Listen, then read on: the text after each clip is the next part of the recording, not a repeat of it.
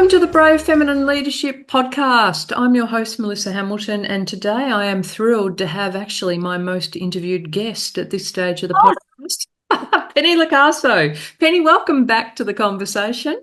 Oh, it's so nice to be here, Mel. And it's so beautiful because I just had another conversation like this today where, I remember I was kind of at the beginning of your journey in many ways. And it's so beautiful to be back here now and just to see the progress and the impact that you're making.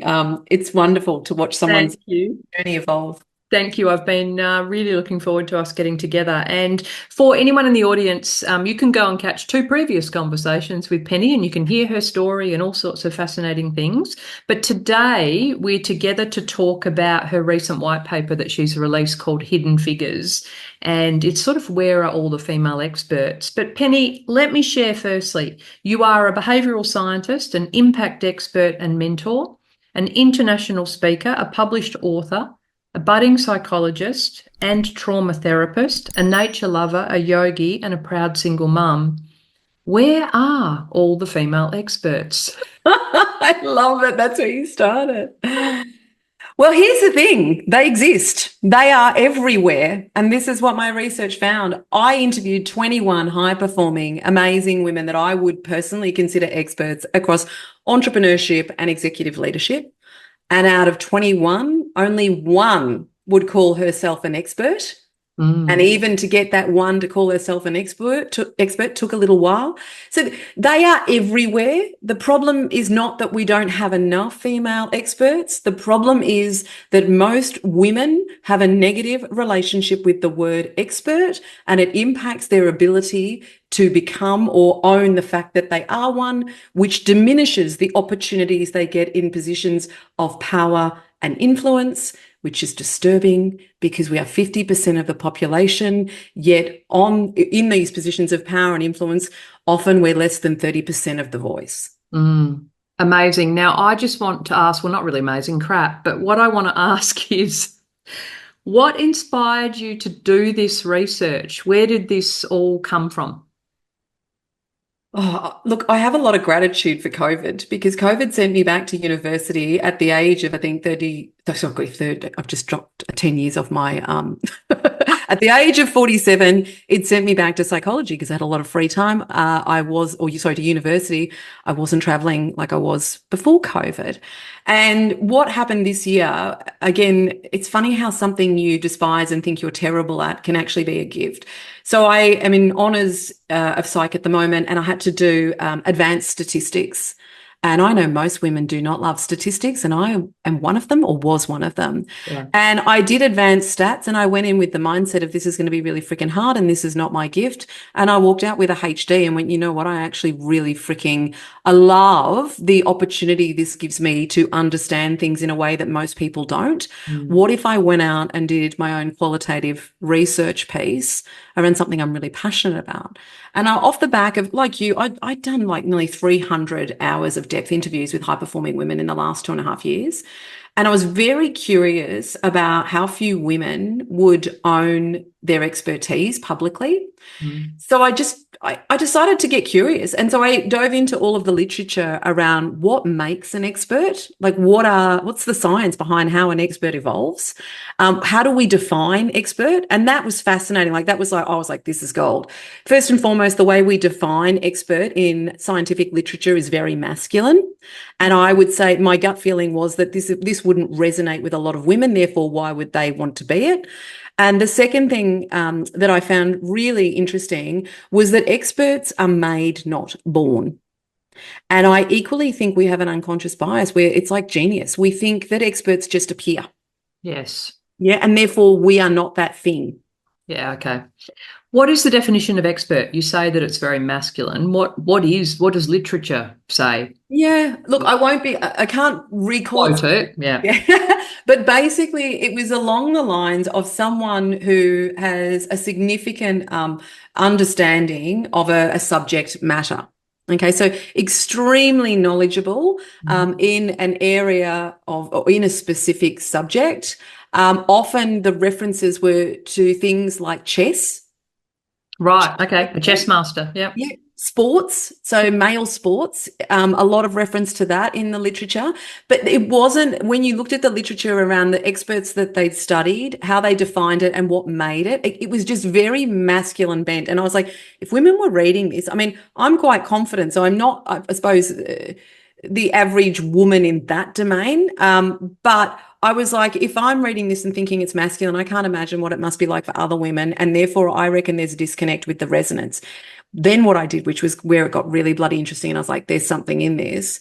I said, okay, if this is how we define an expert, what's going on if we look to literature that marries women as experts? How much is there out there around women as experts and what makes them? And that's where I found that less than 30% of voices on stages around the globe are women. Less than 20% of voices in the media as experts are women. And the only research that I could find was really with the media bent, where the media had come across the fact that there was a complete and utter lack of female experts or even sought out in the media. And that was it. And I was like, where's the information around this? And so I was like, I believe, my theory was, a woman's relationship with the word expert impacts her ability to become one. So I'm going to go and do some qualitative research, which is where you always start with research after you do a bit of a literature review, which is what I did, to sort of understand, what do women have to say about their relationship with the word expert? How does it make them feel? And what can we learn from that as a basis for further knowledge, building in the research domain? So a couple of things there. When I read your paper, and we'll get into more detail around, well, what are the things that hold people back? What is their relationship to the word and all those sorts of things? But I went straight to your sources, and the title of one of your sources just captured me straight away. So I went and read it. That was your Pushy or Princess. Oh.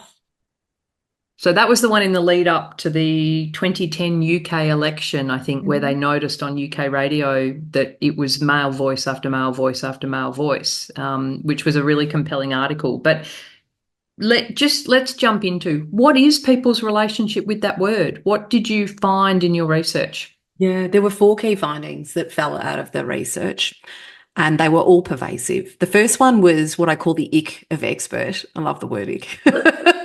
Right? Because we can feel it. It's a feeling word. And so what I found was that most women have a negative and complex relationship with the word expert.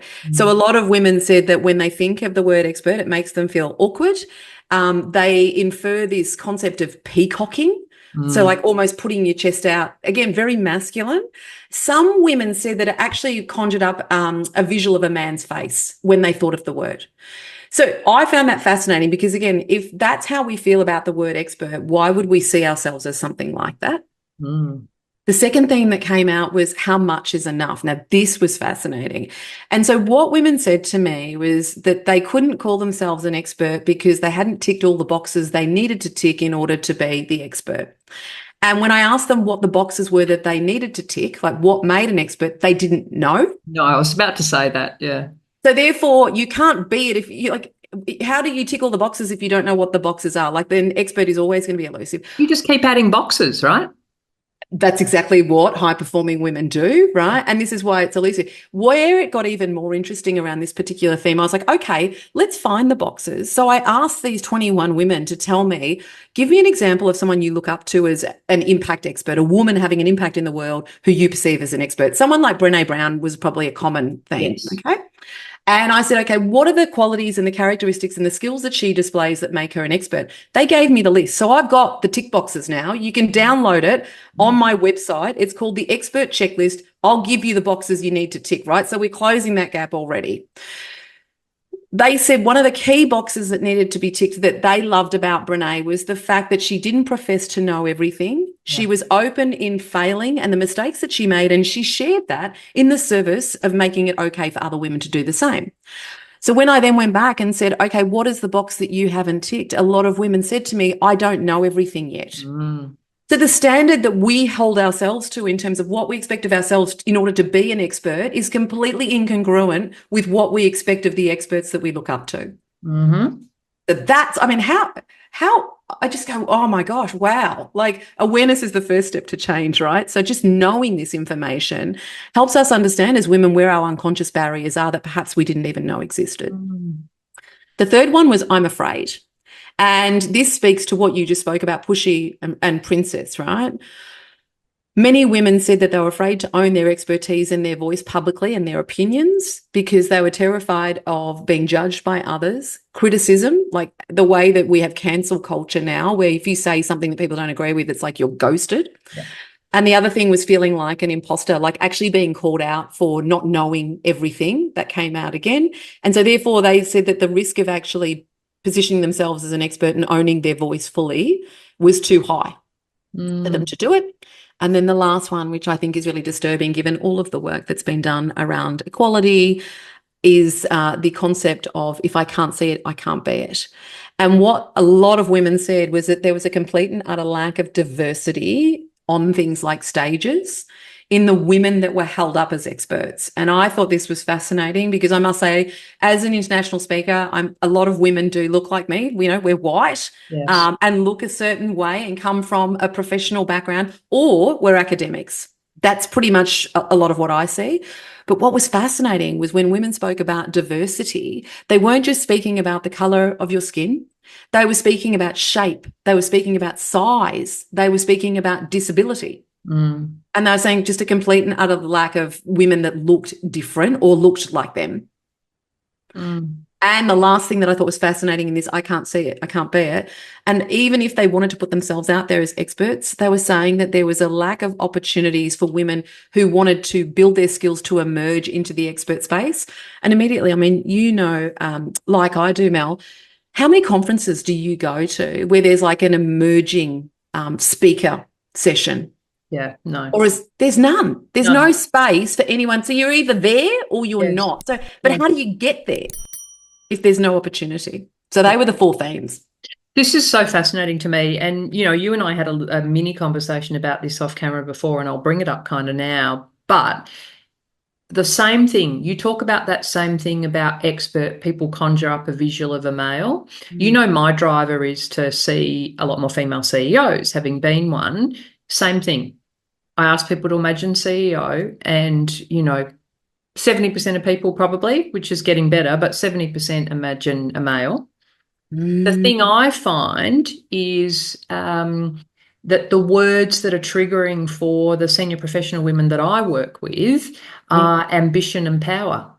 So ambition is a no-go. You don't want to be seen as too ambitious.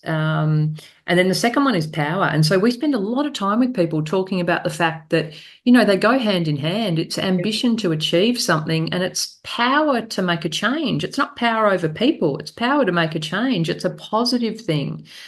So one more thing that occurred to me is go and have a look at, I interviewed Anna Bruck. So she's an academic in Germany. And Anna has written research around what she calls the beautiful mess effect. And the beautiful mess effect speaks to what you talked about earlier about holding ourselves to a much higher standard than other people expect. You know what I mean? Like ourselves is much higher than we expect of other people. So there's so many different beautiful parallels in all of this. How do we fix it? You've written this paper. What do we do? How do we fix this? Let's get more female experts out there. Absolutely. But before we do, I just want to touch on what you just said about the words ambition and power, because this is where I'm curious to go next with this work. My gut says to me that the word leadership also, for a lot of women, is likely to have similar connotations. And I do wonder, right? I do wonder whether that is equally a barrier. That's what my gut is telling me. Well, you might be right. Catherine Fox's new book, I think it's called Breaking the Boss Bias, kind of steps into some of that in terms of, you know, I would say in a lot of the work I do that there's still what's the word I'm going to use? There is a perception of good leadership having more masculine traits than feminine traits. So you're potentially onto something there. Yeah. I'll have you back next time when you finish that leg of the research. If we can help at all, we'll have you back on that, because anything we can do to kind of unlock this, I think is critical because there are so many incredibly talented females. Without a doubt. Yeah. So you wanted to know, how do we fix it? How do we fix it?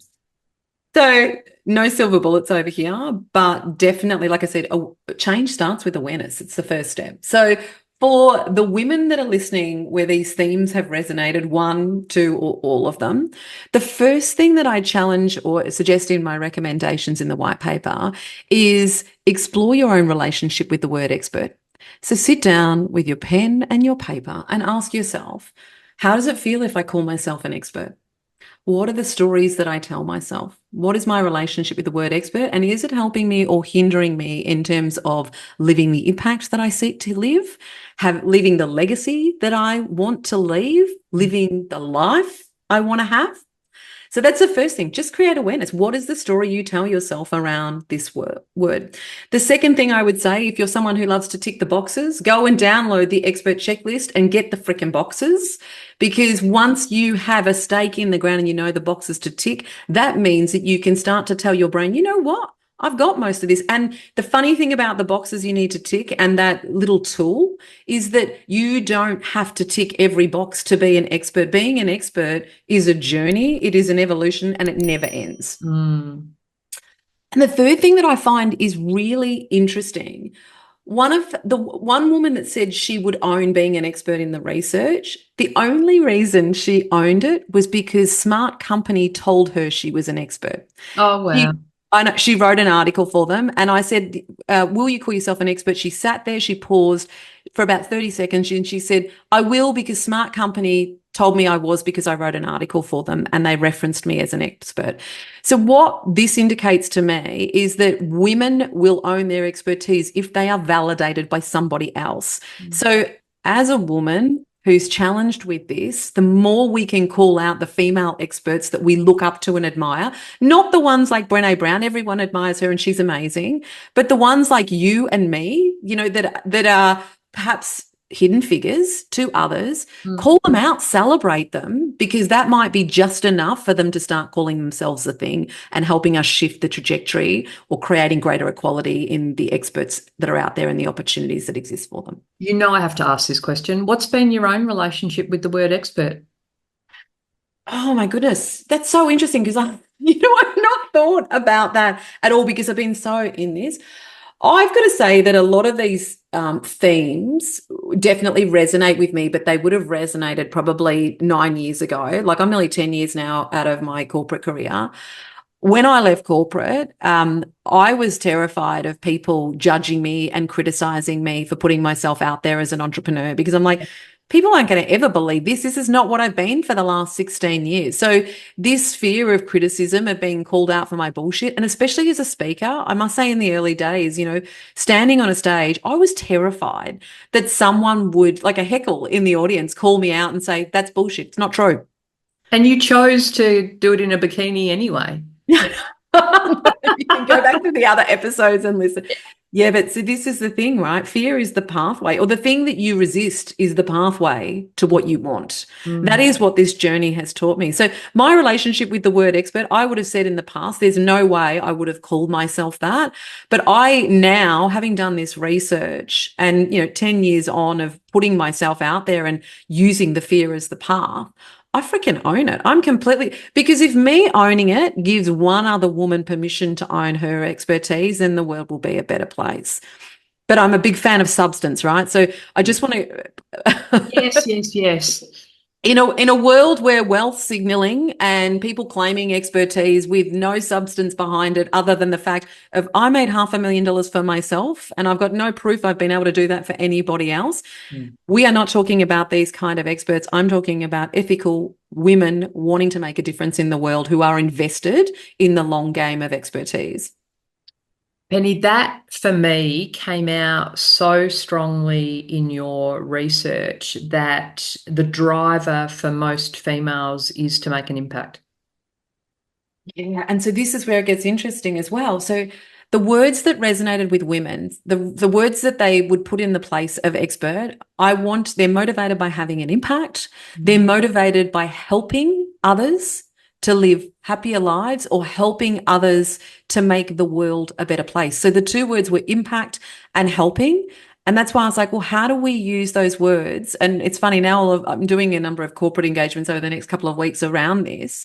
And the talks are all around how to live your impact, because that's what women want. So I meet them where they're at. And then I'm going to bring in the whole expert thing. And expert is owning your expertise, building your expertise, celebrating and voicing your expertise is how you start to realize your impact and live your legacy. It's the pathway. Spread your impact. Yeah. Exactly. So I've asked you this question several times before, but I can't finish an episode of my podcast without asking, and maybe it's changed after this research. What would you say is brave feminine leadership? What does it mean to you today? I love this question every time. Brave feminine leadership is doing the thing that your body resists the most, that you know you long to do. Oh, that actually really landed, Penny. That's awesome. So there is not going to be a listener here that doesn't automatically, I think, have a reaction to that. Listen to your gut. What is it that you need to be doing? What are you resisting? Amazing. Well, where do people find the paper to download, and where do people find the checklist, the expert checklist as well? Yeah, I'll pop both of the links for you to drop in your show notes. But if you go to hackinghappy.co and you'll find them under the resources, there's also a link on the homepage. But yeah, knock yourself out. Get after the checklist and start owning your voice and owning your expertise. That's my message. Fantastic. So signing off from a couple of experts. Brilliant to have you join the conversation, Penny. Really enjoyed it. Thanks for having me back, Mel.